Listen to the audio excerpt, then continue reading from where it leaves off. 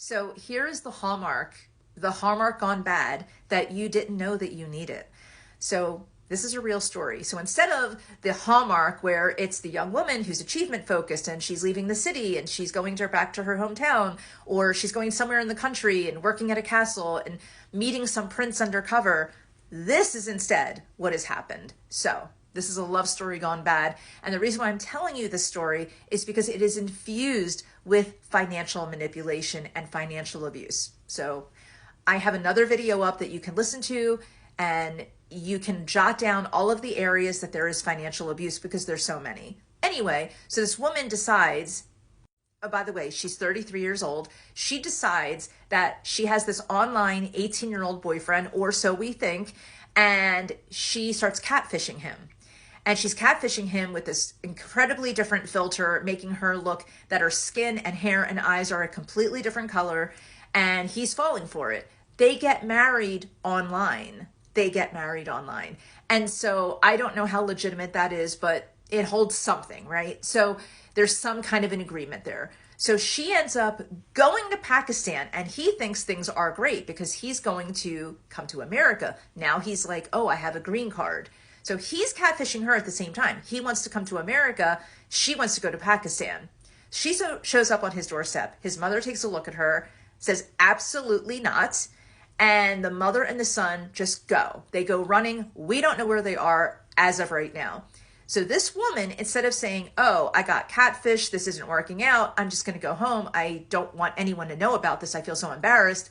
Instead, she stays and starts to work on manipulations and extortion with the government and everything else. She turns press conferences into questions about them. She takes the mic and starts asking them questions. Now, I think there's probably something bigger going on with her with mental illness, and I think that needs to be addressed. But the story itself is just amazing because she's getting away with this. This shows you how someone who is manipulating and extorting money and trying to financially abuse, how far it can go. And this young guy and his mom are somewhere else. So to me, they're somewhere else because that marriage must have been valid. Because why would they be somewhere else unless they're just trying to avoid the situation? Hopefully they're getting an attorney and things are going to work themselves out.